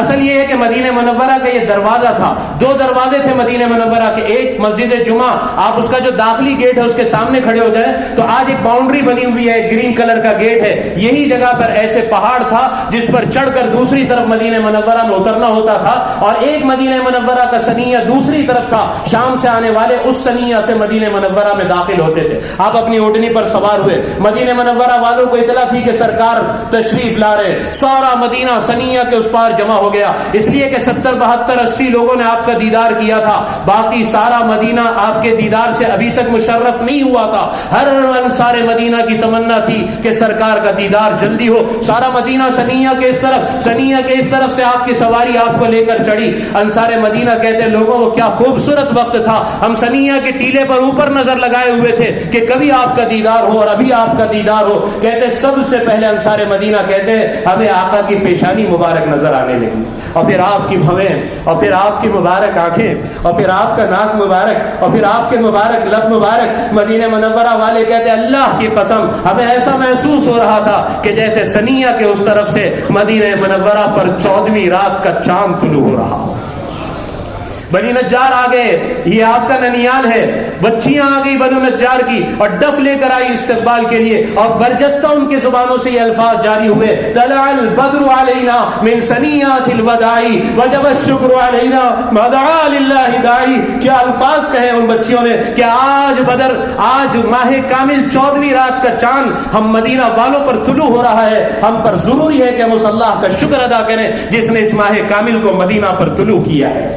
مدینہ منورہ والے کہتے ہیں اللہ کی قسم ہم مدینہ والوں نے اس سے زیادہ روشن دن نہیں دیکھا جس دن آقا مدینہ منورہ میں داخل ہوئے ہیں. اب آپ مدینہ منورہ میں داخل ہو گئے, لمبی تفصیل ہے, مجھے کچھ آگے ضروری بات ہے. آپ جس گھر جس محلے سے گزرتے وہ سارا محلہ قبیلہ آ جاتا. اس قبیلے کا سردار آپ کی اونٹنی کی نکیل پکڑ کر آپ کو درخواست کرتا یا رسول اللہ ہمیں میزبانی کا شرف عطا فرمائیے, آپ یہاں رک جائیے. آپ فرماتے دعوها دعوها فإنها مأمورة, اس اونٹنی کی نکیل چھوڑ دو, یہ اللہ کے امر کی پابند ہے, اسے جہاں حکم ہوگا یہ وہاں خود بیٹھے گی, اور یہ جہاں بیٹھے گی وہاں میں قیام کروں گا. جس محلے سے آپ گزر جاتے وہ محلے والے مایوس ہو جاتے, میزبانی کا شرف ہمارے ہاتھ سے گیا. لمبی تفصیل اونٹنی چلتے چلتے آج جہاں منبر رسول ہے وہاں آ کر بیٹھی, پھر تھوڑی سی بیٹھتے اٹھ گئی اور آگے بڑھ کر تھوڑی سی بیٹھی. اگر کسی کو پتا ہوگا تو وہ آپ کو بتائے گا یہ جگہ ہے قبلے سے آگے حضرت ابو ایوب انصاری رضی اللہ عنہ کا مکان یہاں تھا. یہاں آ کر وہ اونٹنی بیٹھ گئی. حضرت ابو ایوب انصاری رضی اللہ عنہ آ گئے, یا رسول اللہ خوش آمدید, یا مرحبا یا رسول اللہ, مرحبا مرحبا. سارا مدینہ مرحبا یا رسول اللہ کی صداؤں سے اس دن گونج رہا تھا. ابو ایوب انصاری رضی اللہ عنہ سامان لے کر آئے. علماء فرماتے سیرت نگار کہ یہ اصل میں ابو ایوب انصاری رضی اللہ عنہ کا گھر نہیں تھا بلکہ یہ اصل آقا کا گھر تھا جو شاہ طبہ نے آپ کے لیے بنایا تھا. لمبا سیرت کا واقعہ ہے, سنانے کا اس موقع پر موقع نہیں. اب آپ مدینہ منورہ پہنچ گئے, لیکن حاجیوں جو سنانا ہے مدینہ منورہ کا نام یثرب تھا اور مدینہ میں بلائیں وبائیں تھی, بیماریاں تھی, صحابہ کثرت سے بیمار ہونے لگے. صدیق اکبر رضی اللہ عنہ تیز بخار, سیدنا بلال رضی اللہ عنہ تیز بخار. امی جان کو پتا چلا حضرت عائشہ رضی اللہ عنہ کو کہ ابا بیمار ہیں. ابا کی عیادت کے لیے آئی, سلام کیا اور پھر پوچھا ابا کیا حال ہے. اس وقت صدیق اکبر رضی اللہ عنہ نے مکہ کو یاد کر کر جو اشعار کہے ہیں وہ اشعار آج تک کتابوں میں موجود ہیں. مکہ کے پہاڑوں کو, مکہ کی وادیوں کو, مکہ کے گھروں کو یاد کر کر صدیق اکبر رضی اللہ عنہ نے اشعار کہے. واپسی میں حضرت عائشہ رضی اللہ عنہ حضرت بلال کی خیریت معلوم کی, پردے کے پیچھے تھے. حضرت بلال رضی رضی اللہ عنہ نے عرض کیا امی جان اللہ کی لعنت ہو کفار مکہ پر جنہوں نے مکہ کے چھوڑنے پر ہمیں مجبور کیا. حضرت عائشہ رضی اللہ عنہ سارا معاملہ سمجھ گئی, سیدھے سرکار کی خدمت میں حاضر ہوئی. امی جان کی امت پر دوستوں بڑے احسان ہیں. بڑی عجیب بات کہی آ کر, یا رسول اللہ آپ ابراہیم اللہ کے خلیل تھے, انہوں نے مکے کے لیے دعا کی تھی, آپ اللہ کے حبیب ہیں, آپ مدینہ منورہ کے لیے دعا فرما دیجیے. اللہ اکبر. آپ نے اس وقت چند باتیں فرمائی. ایک بات تو آپ نے اس وقت فرمائی جہاں آج آپ لوگوں کو پتا ہو اگر جو گئے ہیں ترکی کا جو ریلوے اسٹیشن ہے اس کے بالکل بازو میں ایک تاریخی مسجد ایسی ایک تاریخ کے لیے رکھی ہوئی ہے. یہ وہ جگہ ہے جہاں آپ نے ایک تاریخی اعلان فرمایا تھا. آپ نے فرمایا ابراہیم اللہ کے خلیل تھے, انہوں نے مکہ کو حرم قرار دیا, میں اللہ کا حبیب ہوں, میں مدینہ منورہ کو حرم قرار دیتا ہوں. چنانچہ مسلم شریف کی روایت ہے, آپ نے فرمایا جبل عیر سے لے کر جبل ثور کے درمیانی حصے کو میں حرم قرار دیتا ہوں. کیا مطلب حرم کا؟ مکہ حرم ہے, یہاں آقا نے مدینہ منورہ کو بھی حرم قرار دیا. حرم ہے, شکار نہیں کیا جا سکتا, کوئی ٹہنی کوئی پھول نہیں توڑی جا سکتی, کوئی چیز زمین پر پڑی ہے نہیں اٹھائی جا سکتی, ہتھیار نہیں اٹھائے جا سکتے, کوئی جانور درخت کے سائے میں بیٹھا ہے آپ اس کو ہٹا کر نہیں بیٹھ سکتے. یہ حرم ہے, حرم. آپ نے فرمایا میں اسے حرم قرار دیتا ہوں. یہ تقریباً 15 کلومیٹر کا فاصلہ ہے. جبل عیر احد کے بعد دوسرا بڑا پہاڑ ہے, احد سے تھوڑا چھوٹا, سب سے بڑا احد ہے اور یہ عیر ہے جو اس سے تھوڑا چھوٹا ہے. آپ نے فرمایا یہ عیر سے ثور, یہ ثور مکہ کا ثور نہیں, احد کے دامن میں گول سرخ پتھروں کا پہاڑ ہے جسے ثور کہا کہ یہ اسے میں حرم قرار دیتا ہوں. مملکت کی وزارت داخلہ نے پورے حدود حرم کی نشاندہی کے لیے 161 برج نصب کیے ہیں. آپ دیکھیں گے ایسے کمان نما بورڈ ہے جس پر لکھا ہوا حرم, حرم اسٹارٹس ہیئر, نہایا حرم, حرم اینڈس ہیئر. 161 بورڈ پورے 15 کلومیٹر کی باؤنڈری پر نصب کیے گئے جو حرم کی حدود کو متعین کرتے ہیں. اور پھر آپ نے حضرت عائشہ رضی اللہ تعالیٰ عنہ کی دعا پر ہاتھ اٹھائے اور کہا اللہ ابراہیم تیرے خلیل تھے, انہوں نے تجھ سے مکہ کے لیے دعا کی ہے, میں تیرا حبیب ہوں, میں تجھ سے اپنے مدینہ کے لیے, مدینہ شریف کے لیے دعا کرتا ہوں. اے اللہ مکے کی محبت جیسے تو نے خلیل کی دعا پر ایمان والوں کے دل میں ڈالی ہے. حاجیوں سنو سنو, آپ نے فرمایا اے اللہ ایسے ہی میں تیرا حبیب ہوں, میں تجھ سے دعا کرتا ہوں کہ میری دعا پر ایسی محبت تو ایمان والوں کے دل میں مدینہ منورہ کی ڈال دے, او اشد, اور اس سے زیادہ ڈال دے. او میرے بھائیو, مدینہ منورہ کی محبت ایمان کی علامت ہے. اگر دل میں ایمان ہوگا مدینہ منورہ کی محبت تڑپائے گی, رلائے گی. محبت مدینہ کی ایک عجیب محبت ہے دوستو. ہاں اگر دل میں ایمان نہیں تو پھر وہ مدینہ کی محبت سے خالی ہوگا. ایمان کی نشانی ہے مدینہ المنورہ کی محبت. سرکار کی دعا ہے اے اللہ ابراہیم خلیل کی دعا پر مکہ سے زیادہ محبت مدینہ کی ایمان والے کے دل میں ڈال دے. اور پھر آپ نے دعا فرمائی اے اللہ یہاں کے سا میں برکت عطا فرما, یہاں کے مد میں برکت عطا فرما. پھر آپ نے دعا فرمائی اے اللہ یہاں کی بلاؤں کو اور بیماریوں کو جحفہ کی طرف روانہ فرما دے. امی جان فرماتی آپ کا یہ دعا کرنا تھا کہ مدینہ کی فضائیں بدل گئی, مدینہ کی ہوائیں بدل گئی, پھر تو مدینہ منورہ کی مٹی میں بھی اللہ نے شفا رکھ دی. آجیوں تم میں کا کوئی خوش قسمت مدینہ منورہ کی گلیوں سے گزر رہا ہو, سڑکوں سے گزر رہا ہو, کھجور خریدنے کسی کھجور کے میدان میں, کھجور کے باغ میں گیا ہو اور اچانک ہوائیں تیز ہو جائے اور وہ ہوائیں مدینہ منورہ کی مٹی کو اڑانے لگے. میں تمہیں کہتا ہوں اللہ کا واسطہ اپنے بٹن کو بند نہ کرنے لگنا, اپنے چہرے پر رومال نہ رکھنا, ہٹا دینا رومال, کھول دینا بٹن, آنے دینا مدینہ منورہ کی مٹی کو اپنے جسم پر, اس لیے کہ جس جسم پر مدینہ منورہ کی مٹی پڑ جائے اللہ اس جسم پر کوڑ کو, جزام کو اور برس کو حرام قرار دیتے ہیں. صحابہ فرماتے آقا نے ہمیں اسکین کا کوئی پرابلم ہوا, آپ نے فرمایا مدینہ کی مٹی ہمارے پاس موجود ہے, آپ نے ہمیں حکم فرمایا. صحابہ فرماتے اپنی شہادت کی انگلی اپنی زبان پر رکھو, اپنا لعاب لو, مدینہ کی مٹی پر رکھو, اور وہ مٹی جب تمہارے لعاب پر تمہاری انگلی پر رکھ جائے تو بسم اللہ تربت وردینا وریقت باغینا کہہ کر لگا لو. صحابہ فرماتے سارے اسکین کے پرابلم ختم ہو گئے مدینہ منورہ میں. تو پھر اللہ نے, وہ حاجیو تمہیں پتا ہے تم کس مدینہ منورہ کی طرف جا رہے ہو؟ وہ مدینہ منورہ جس کے در و دیوار سے آقا نے محبت فرمائی, جس کے پہاڑوں سے آپ نے محبت فرمائی. جب آپ سفر میں تشریف لے جاتے اور واپسی ہوتی اور جب مدینہ منورہ کے آثار نظر آتے, میرے سرکار اپنی سواری کو تیز فرما لیا کرتے, اور جب احد کا پہاڑ نظر آتا جو 8 کلومیٹر لمبا پہاڑ ہے, آپ اس پہاڑ کو دیکھتے, آپ ایسے پہاڑ کی طرف اشارہ فرماتے اور فرماتے ھذا جبل یحبنا ونحبہ, ھذا جبل یحبنا ونحبہ, یہ وہ پہاڑ ہے جو ہم سے محبت کرتا ہے اور ہم اس سے محبت کرتے ہیں. قربان جاؤں احد تیرے تجھ پر، کس قدر تجھے فضیلت حاصل ہوئی کہ سرکار نے فرمایا تو اس سے محبت کرتا ہی ہے اے احد، لیکن تو کس قدر خوش قسمت ہے اے احد کہ تو پہاڑ ہو کر سرکار کی محبتوں کا مرکز بن گیا، آقا بھی تجھ سے محبت فرماتے ہیں۔ ایک مرتبہ مدینہ منورہ میں ایئرپورٹ کے قریب ایک ڈاکٹر صاحب کا پرائیویٹ میوزیم ہے، وہاں مجھے جانے کا موقع ملا۔ ڈاکٹر صاحب مجھے دکھانے لگے یہ فوٹو دیکھو، میں نے کہا یہ تو احد ہے، کیا ہے ذرا اس کو دیکھو۔ انہوں نے مجھے کہا سیٹلائٹ فوٹو ہے لیکن ذرا اس کو غور کرو۔ میں نے نیچے عربی میں پڑھ لیا، میں نے کہا اللہ اکبر، میری تو چیخ نکل گئی۔ میں نے کہا میں سمجھ گیا۔ ڈاکٹر صاحب نے کہا کیا سمجھے؟ میں نے کہا آپ یہ بتانا چاہ رہے ہیں کہ احد کی سیٹلائٹ فوٹو جب لی گئی تو احد کی ساخت اور احد کی بناوٹ ایسی ہے کہ ایسا لگتا ہے کسی نے محمد لکھا ہو صلی اللہ علیہ وسلم۔ احد کی بناوٹ اور ساخت ایسی ہے کہ احد آپ اوپر سے سیٹلائٹ سے فوٹو دیکھیں تو ایسا لگتا ہے محمد لکھا ہوا ہے مدینہ منورہ کی، کہو صلی اللہ علیہ وسلم۔ اللہ، جب بھی آقا کا نام ہے وہ مدینہ منورہ جس کے در و دیوار سے پہاڑ سے آپ نے محبت فرمائی۔ آج جو جانتے ہو کون سا مدینہ منورہ؟ وہ مدینہ منورہ جس کے کھجوروں کی آقا نے فضیلت ارشاد فرمائی۔ مسلم شریف کی روایت ہے کہ کوئی مدینہ منورہ کی 7 کھجور صبح کھا لے، کوئی کھجور کی تخصیص نہیں، اللہ اس کی زہر سے حفاظت فرمائیں گے۔ بخاری کی روایت ہے کوئی مدینہ کی عجوہ صبح 7 کھا لے، شام تک نہ زہر اثر کر سکتا ہے نہ سحر اثر کر سکتا ہے۔ مسلم شریف کی ایک دوسری روایت میں مدینہ منورہ کا ایک محلہ ہے عوالی، اس عوالی کی کھجوروں کا تذکرہ ہے کہ عوالی کی 7 کھجوریں کوئی صبح کھا لے، شام تک اس پر زہر اثر نہیں کر سکتا۔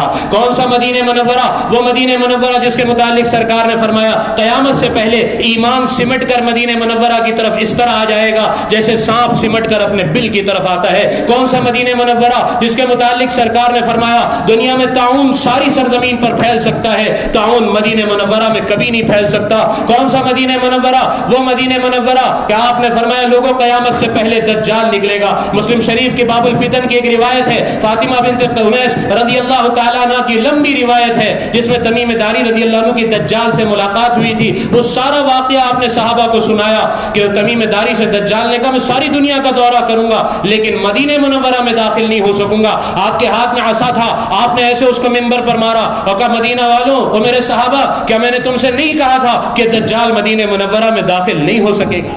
اس وقت مدینہ منورہ کے 7 دروازے ہوں گے اور 7 دروازوں پر فرشتوں کا پہرا ہوگا، دجال مدینہ منورہ میں داخل نہیں ہو سکے گا۔ آپ نے فرمایا مدینہ وہ مبارک سرزمین ہے، لوگوں شام بھی فتح ہوگا اور اس کے علاوہ آپ نے یمن بھی فتح ہوگا۔ 3 ملکوں کے متعلق آپ نے فرمایا یہ ملک فتح ہوں گے اور یہاں کی سرسبزی کو دیکھ کر، یہاں کی نعمتوں کو دیکھ کر بعض مدینہ سے نکلیں گے مدینہ والے اور ان شہروں کی طرف ہجرت کریں گے۔ آپ نے بڑے درد کے ساتھ فرمایا المدینہ خیر لہم لو کانوا یعلمون کما قال، مدینہ ان کے لیے بہتر تھا کاش وہ اس بات کو سمجھتے۔ کون سا مدینہ منورہ؟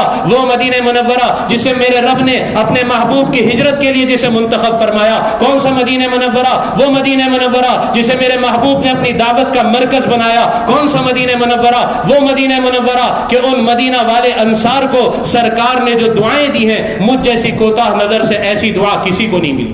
آپ نے انصار کو مدینہ والوں کو دعا دیتے ہوئے فرمایا اللہم اغفر للانصار، او مدینہ والوں انصار اب میں اللہ کا نبی تمہیں دعا دیتا ہوں، حضرت رسول کریم صلی اللہ علیہ وسلم دعا دے رہے ہیں مدینہ والوں اللہ تمہاری مغفرت فرمائے۔ پھر آپ خاموش نہیں ہوئے، آپ نے انصار مدینہ کی طرف مخاطب ہوا، انصار خوش ہو گئے مغفرت کی دعا۔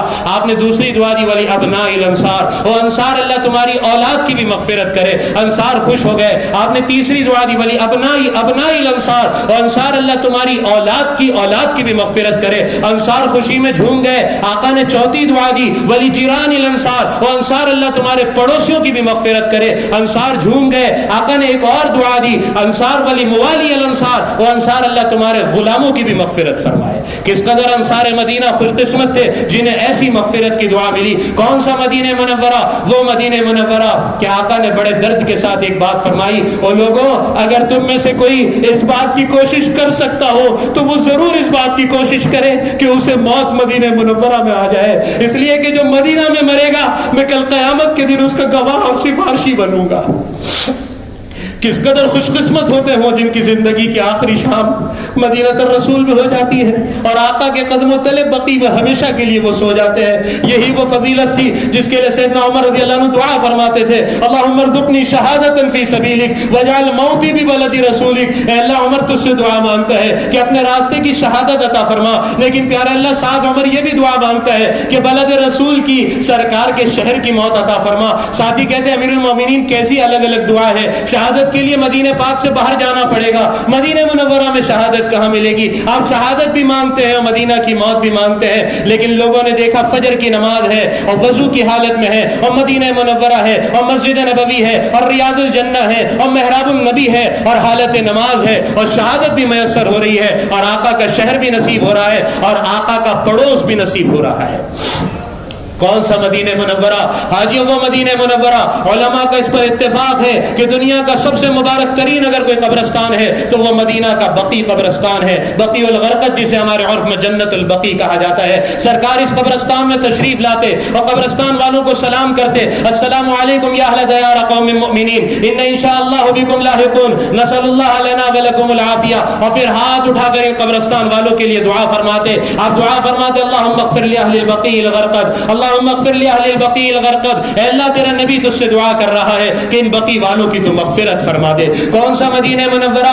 وہ مدینہ منورہ جہاں اللہ نے جنت کو زمین پر اتار دیا. میرے محبوب نے فرمایا ما بین بیتی و منبری روضۃ من ریاض الجنہ, میرے حجرے اور میرے منبر کے درمیان کا حصہ جنت کے باغوں میں سے ایک باغ ہے. کون سا مدینہ منورہ جس کی ایک مسجد مسجد نبوی, میرے سرکار کی مبارک مسجد, کتنی مبارک مسجد ہے, ایک نماز کا ثواب بخاری شریف کی روایت کے مطابق 1000 نماز کے برابر اور دوسری روایتوں کے مطابق 50,000 نمازوں کے برابر اور بعض مالکی علماء کے نزدیک 2 لاکھ نمازوں کے برابر. اتنی مبارک مسجد ہے, مبارک حصہ ہے. میرے بھائیوں کون سا مدینہ منورہ, میں اس کے کیا فضائل عرض کروں میرے بھائیوں. علماء نے زخیم کتابیں صرف مدینہ منورہ کے فضائل پر لکھی ہیں. یہ میں نے اتنی لمبی جو تمہید باندھی وہ صرف اس لیے باندھی کہ تمہیں پتہ چلے تم کہاں جا رہے ہو, اس لیے کہ یہ آداب جو یہاں سے سکھائے جاتے ہیں نا, میرا ماننا یہ ہے, شیخ نے بھی لکھا ہے کہ محبت تجھے خود آداب محبت سکھا دے گی.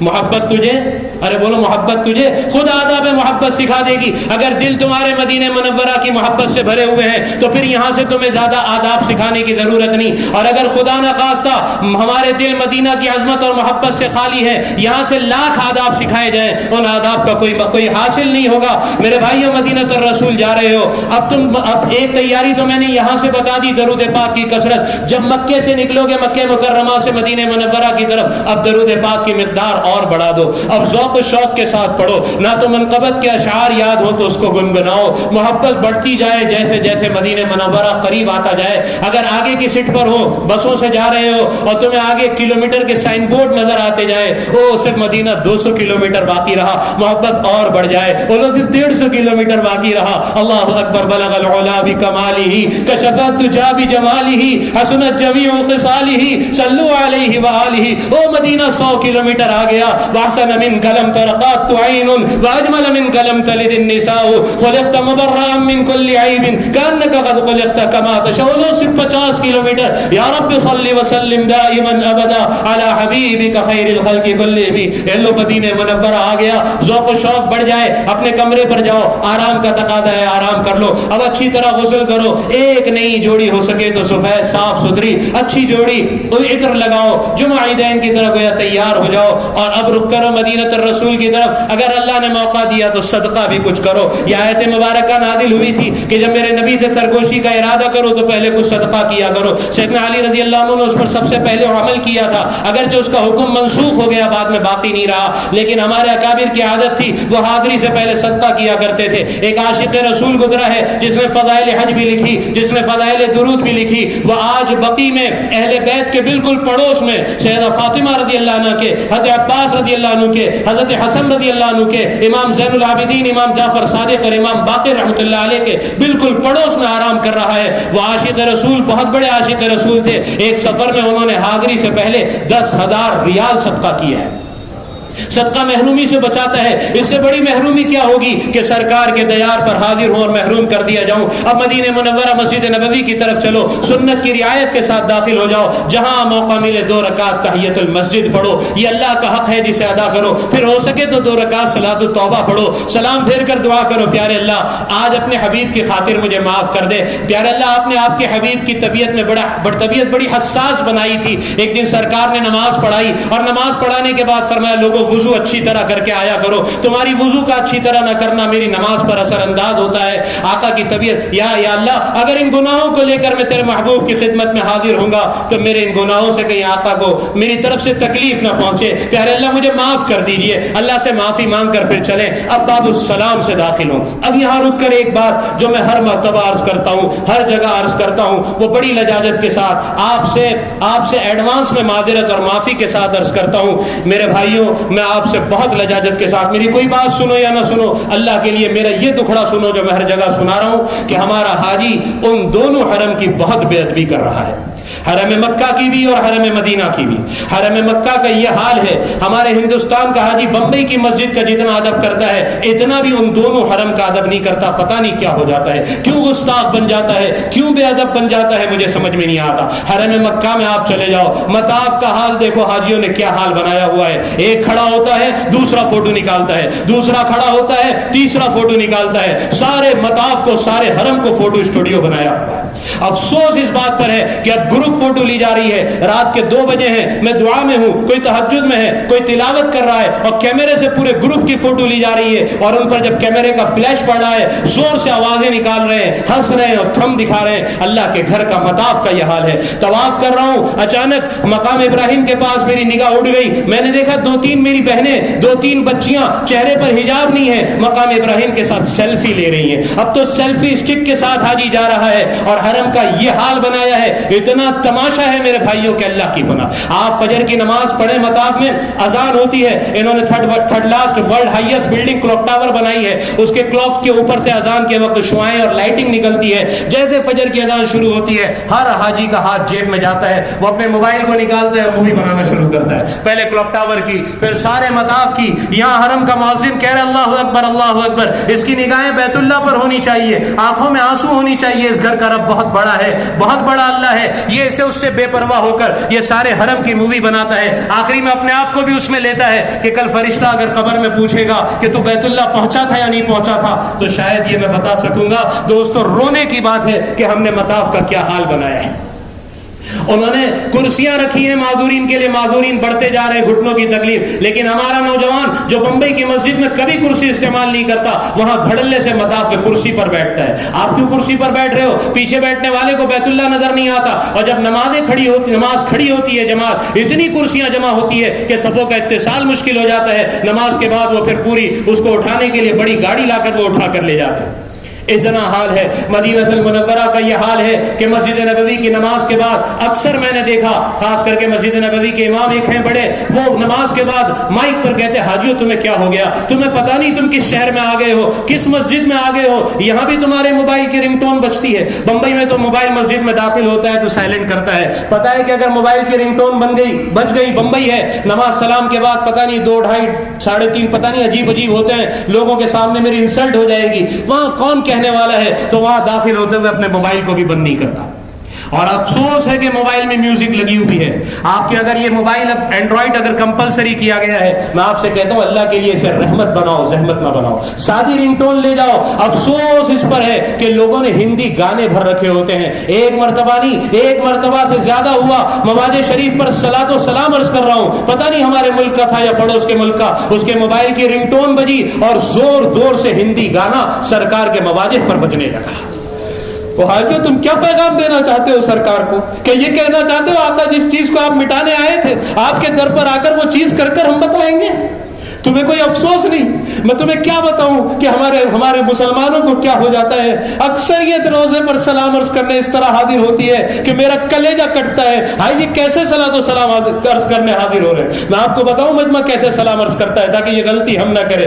अक्सर मजमा ऐसा है सलाम अर्ज करने वाला, वो बाबू सलाम से घुसते ही उसको मोबाइल की फिक्र होती है, एक हाथ में चप्पल होते हैं और दूसरे हाथ से मोबाइल पर कोई फेसबुक पर लाइव हो रहा है और कोई इंस्टाग्राम पर लाइव हो रहा है। मवाजे शरीफ पर चप्पल लेकर आता है, कोई जगह ना मिली जहां तू चप्पल रखकर आ जाता, ये जगह चप्पल लेकर आने की थी, ये जगह फेसबुक पर लाइव होने की थी, ये जगह इंस्टाग्राम पर लाइव होने की थी। मुसलमानों तुम्हें क्या हो जाता है, यहां तो तुम्हारी सांसें रुक जानी चाहिए थी। ये वो दर था कि जहां बायजीद और जुनैद की सांसें रुक जाया करती थी रहिमहुमुल्लाह, तुम धड़ल्ले से सरकार के मवाजे पर आ जाते हो, तुम्हें इसकी कोई फिक्र नहीं होती।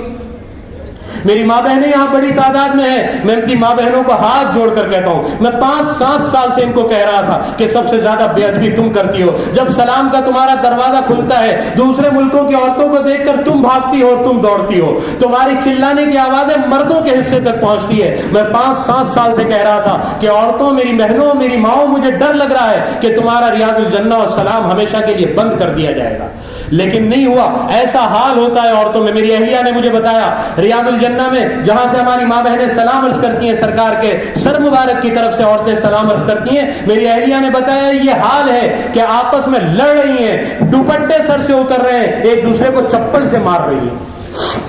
उस वक्त से कहता था अल्लाह के लिए अपने आप पर रहम करो, और हुआ यही। रमजान में 12-12 घंटे औरतों ने इंतजार किया है कि काश सलाम अर्ज करने, सहरी वहां की है, लेकिन उस इंतजार के 12-12 घंटे के बाद थोड़ी देर के लिए थोड़ी सी औरतों को छोड़ा जाता था। तकरीबन तुम्हारा बंद हो गया है, अब अल्लाह करे हज में तुम्हारे लिए कुछ राहत हो जाए, खुल जाए। मैं तुम्हें हाथ जोड़कर कहता हूं, तुम्हें आगे रियाजुल जन्ना में जगह न मिले, पीछे नमाज पढ़ लेना, करीब से सलातो सलाम अर्ज करने न मिले, पीछे से अर्ज कर लेना, लेकिन ये शोर करने की जगह नहीं है, ये चिल्लाने की जगह नहीं है। मैं नहीं कहता, अल्लाह का कुरान कहता है या अय्युहल्लज़ीना आमनू ला तरफऊ अस्वातकुम फौक़ सौतिन नबी, मेरे महबूब के दरबार में अगर आवाजें बुलंद हो गई तुम्हारे उम्रे, तुम्हारे तवाफ, तुम्हारे हज, तुम्हारी तहज्जुद, तुम्हारी नफलें सारी जाये कर दी जाएगी और तुम्हें उसका पता भी नहीं होगा।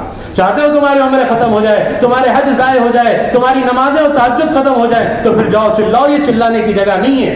इसलिए आदब मेरे भाइयों, मोबाइल का तो इस कदर मिसयूज है। वहां पर हाजी पहुंचता है, मक्के की अपनी अजीजिया की होटल पर पहुंचते ही या मक्का में टूर से गया किसी होटल में पहुंचते ही हाजी को सबसे पहले फिक्र यह है कि वाईफाई का पासवर्ड मिल जाए, नेट का पैकेज मिल जाए। पहले हम 2000 में पहली हाजिरी मेरी हुई थी, ये मोबाइल का फितना था नहीं, हम लोग जाते थे एसटीडी में कॉल करने के लिए, रश हुआ करता था, एक टोकन मिलता था 8 नंबर केबिन, उसके बाहर खड़े रहते थे, बड़ी देर के बाद नंबर आता था, फोन लाइन घर पर मिलाते थे, खैरियत से पहुंच गए, जरा भी फिक्र नहीं करना, अब इंशाल्लाह हज के बाद फोन करेंगे, निगाह उस पर रहती थी, रियाल बढ़ रहे हैं। अब तो मेरे भाइयों ये आ गया, लोग कहते व्हाट्सएप कॉल पर बात नहीं होती, मैंने कहा अच्छा ही नहीं होती, तो लोगों ने आईमो ढूंढ लिया, ईमो ढूंढ लिया, क्या क्या घंटों उस पर अपने वक्त को जाया करते हैं। इसलिए अल्लाह के लिए बेअदबी से बचो, हाजियों बेअदबी से बचो, दोनों हरम की बेअदबी से। सादा मोबाइल पर सादी रिंगटोन लगाओ और कोई ऐसा काम ना करो जिससे तुम बेअदबी के जुमरे में शामिल हो जाओ। अब बाबू सलाम से दाखिल हो, अब निगाहें झुका लो, अब तुम्हारी दिल की धड़कनें तेज हो जाए,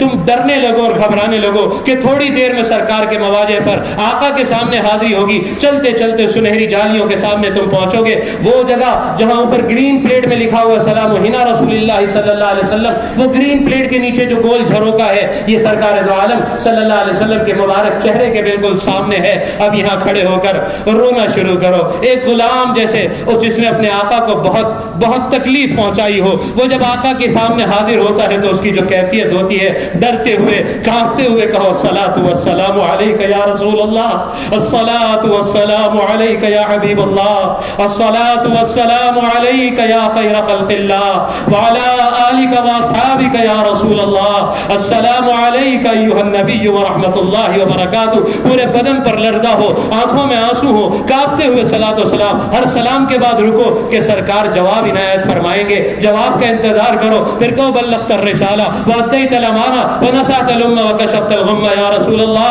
जज़ाकुमुल्लाहु फअहसनल जज़ा उम्मत मोहम्मद, या रसूल अल्लाह उम्मत मोहम्मदिया की तरफ से अल्लाह आपको बहुत बेहतर बदला अता फरमाए। आपने सिर्फ दीन ही नहीं पहुंचाया बल्कि दीन के पहुंचाने का हक अदा कर दिया।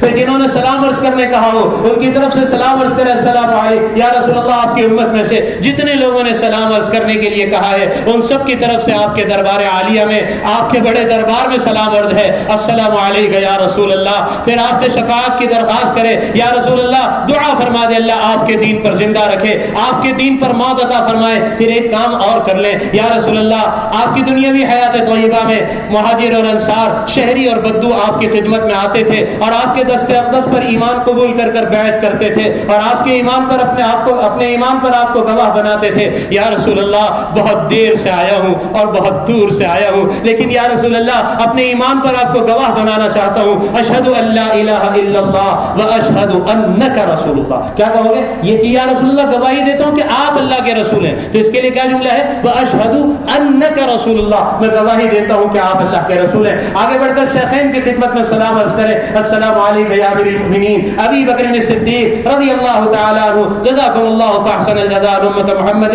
صلی اللہ علیہ وسلم. تصور کے ساتھ کیفی. اب آگے بڑھیں. میں تو جب حضرت صدیق اکبر رضی اللہ عنہ کے سلام کہہ کر آگے بڑھتا ہوں, سیدنا عمر رضی اللہ عنہ کو سلام عرض کرنے, یقین جانے مجھے آپ کا رعب یاد آ جاتا ہے, آپ کی ہیبت سے دل کانپنے لگتا ہے کہ سیدنا عمر کو ہم سلام عرض کرنے جا رہا ہوں رضی اللہ عنہ. ڈرتے ہوئے اور زیادہ ہیبت کا اثر لے کر سلام عرض کرتا السلام علیکم یا امیر المؤمنین سیدنا عمر بن الخطاب رضی اللہ تعالی عنہ جزاکم اللہ فاحسن الجزاء امت محمد صلی اللہ علیہ وسلم. شیخین کو کسی نے سلام عرض کرنے کا ہو تو ان کا سلام بھی اسی طرح عرض کر دیں. اب آگے بڑھ کر قبلہ رخ ہو کر دعا کریں اور پھر مدینہ منورہ کے قیام کو بہت غنیمت جانے. ایک حدیث مبارکہ میں ہے جو یہاں 40 نمازیں جماعت کے ساتھ ادا کر لے, براءۃ من النار, اللہ آگ سے حفاظت فرمائیں گے. براءۃ من العذاب, اللہ عذاب سے حفاظت فرمائیں گے. براءۃ من النفاق, اللہ نفاق سے بری فرمائیں گے. یہ 40 نمازیں حج کا حصہ نہیں ہے لیکن ایک فضیلت ہے اگر کوئی 40 نمازوں کو جماعت کے ساتھ اس مسجد میں ادا کر لے. اب بقی ہے فجر اور عصر کے بعد کھلتا ہے, وہاں حاضر ہو,